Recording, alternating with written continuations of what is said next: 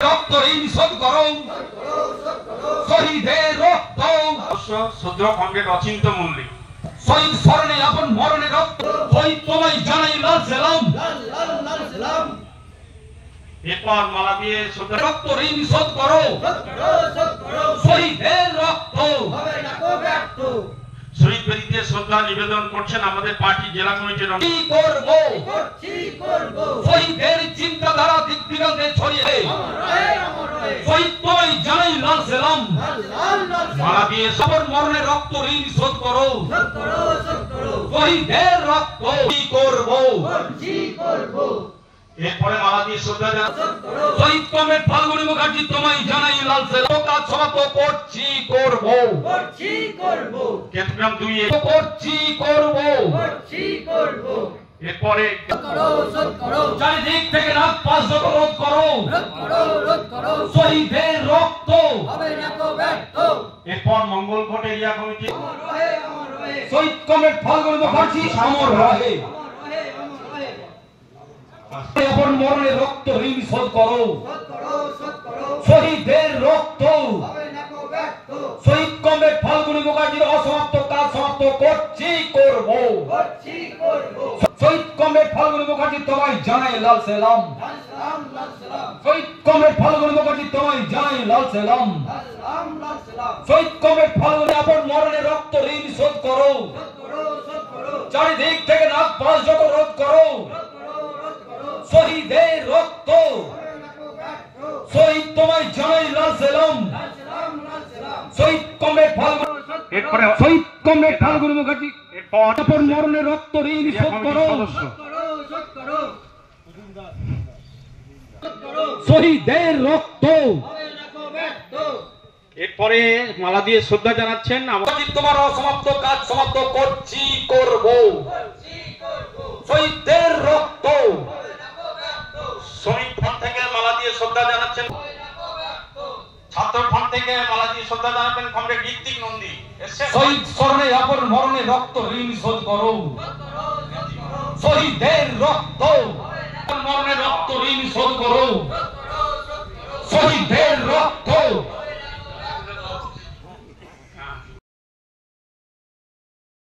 Lok Sabha vote চলাকালীন সময়, ভোটের প্রচার চলাকালীন সময় আমাদের কাছে খবর এসেছিল যে তৃণমূলের উচ্চস্তরের নেতারা এই এলাকাতে এসে সমাজ বিরোধীদের নিয়ে সভা করেছে ফাল্গুনীকে হত্যার পরিকল্পনা করার জন্য। সেই সব তৃণমূলের যারা নেতা আজকে কেউ খেপে গেছে, আজকে কেউ জেলে, কেউ খালে, কেউ বিলে বা বেলে, যাই বলুন।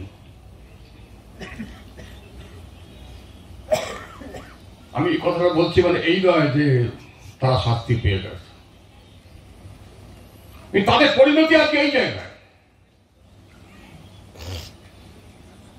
তারা কেউ ভালো না যারা ফাল্গুনীকে সেদিন খুন করেছে।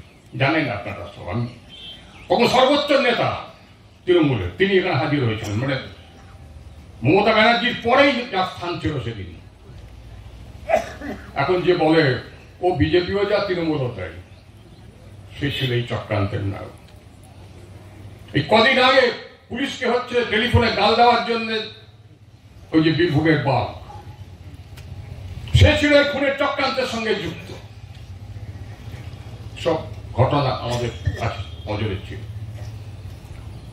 সেজন্য ফাল্গুনীকে বলা হয়েছিল তুমি গাড়ি ছাড়া মুভ করবে না নির্বাচনের সময়।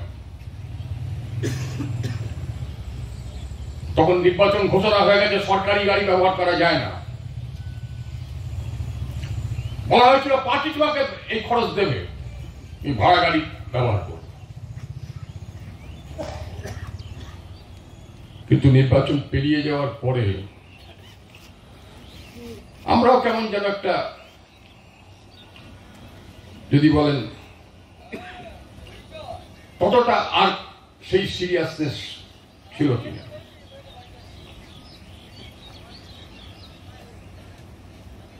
ফাল্গুনী নিজেও আসে যে সতর্কতা অবলম্বন করে চলতো সেটা হচ্ছে কার্যত সেভাবে চলত না। একটা সুনীল গঙ্গোপাধ্যায়ের কবিতা আছে না, গতকালকেই তো চে গুয়েভারার জন্মদিন ছিল, যে চে তোমার মৃত্যু আমাকে অপরাধী করে দেয়।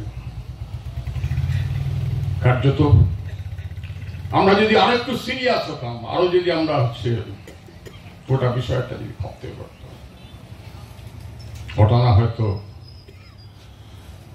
এড়ানো যেত কিনা। সেই জন্য কথাও বলা যায় যে ফাল্গুনী তোমার মৃত্যু আমাকে অপরাধী করে দেয়। সে কাটোয়ায় ছিল, গাড়ি গেছে তার বাড়িতে, তখন ভোট পেরিয়ে গেছে, ফলে সরকারি গাড়ি ব্যবহার করার কোনো অসুবিধা নেই। তাকে বলেছে তুই চলে যা, সোজা গিয়ে খুদুন অফিসে, দাদা আমি মোটর সাইকেলে চলে যাও। মোটর সাইকেলে যাওয়া মানে কাটোয়া থেকে এসে শ্যামবাজারে চায়ের দোকানে বসে ঘন্টাখানেক গুলতানি করা, লোকজনের সঙ্গে দেখা সাক্ষাৎ, এটা সেটা, আড্ডা ফাট। আর ইতিমধ্যে যারা তাকে খুন করার পরিকল্পনায় ছিল, তারা বিভিন্ন মোড়ে তারা টেলিফোনে খবর। তারপরে ওই আশ্রমের কাছে আসার পরে এই ঘটনা, যেখানে বিমান ভেঙে পড়েছে আহমেদাবাদ, কে মালিক? সেদিন আমরা বিরোধিতা করেছিলাম। মোদীর সব থেকে ঘনিষ্ঠ বন্ধু গৌতম আদানি, সে হচ্ছে ওই আহমেদাবাদ এয়ারপোর্টের মালিক, বিমানবন্দরে। এই হচ্ছে দেশ, আমাদের দেশের সমস্ত কিছু, ব্যাংক, বিমার টাকা থেকে শুরু করে খনি, প্রতিরক্ষা শিল্প, সবকিছু। এই কদিন আগেই সব ঠিকঠাক ছিল, চুক্তিতে ফাইনালি সই হয়েছে। আমাদের দেশের আকাশ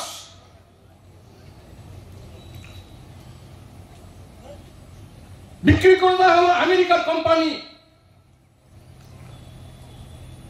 ওই আমেরিকার রাষ্ট্রপতি খুব বন্ধু ছিল, এখন প্রেম চটেছে, এলন মাস্ক। তার সঙ্গে নামকে বাস্তে জিও এবং এয়ারটেল আছে, মানে আম্বানি আর ওই গোয়েঙ্কা।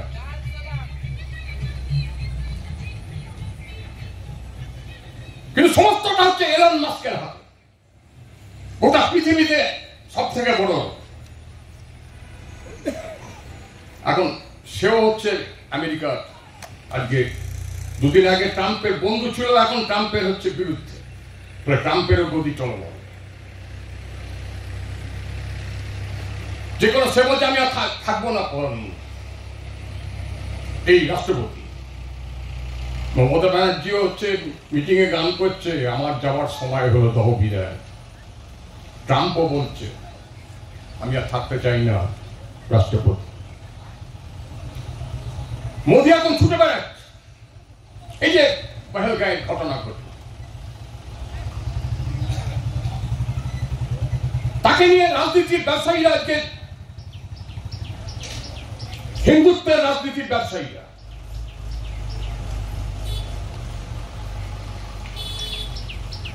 গোটা ঘটনাটাকে জঙ্গি হামলা হিসেবে না দেখে, আমি বললাম হিন্দুত্বের রাজনীতির ব্যবসায়ীরা, তারা একে নিয়ে ব্যবসা করতে শুরু করে। এর বিরুদ্ধে লড়াই সংগ্রাম ভীষণ ভাবে জারি আছে।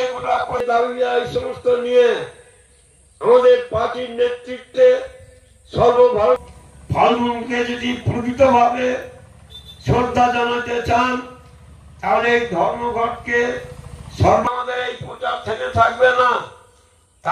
তারিখ পরিবর্তন হলেও যেমন বিঘ্ন না ঘটে, কিন্তু বর্তমানে দেখা যাচ্ছে এই ক্ষেত্রে কিছুটা স্থগিত হয়ে গেছে। এইটা প্রত্যেকটা কংগ্রেসের সচেতন হওয়া উচিত। না, এবারেও যোগাযোগ করা হয়েছিল, বলেছিলেন রবিবার পড়ছে একটা অতিরিক্ত পাওনা বা এটা হওয়া দরকার, এটা নিয়ে সর্বাত্মক ভাবে প্রচেষ্টা চালাতে হবে। সেইটাই যদি করতে পারি, ইনকিলাব জিন্দাবাদ, কমরেড ফাল্গুনী মুখার্জি অমর রহে, শহীদ কমরেড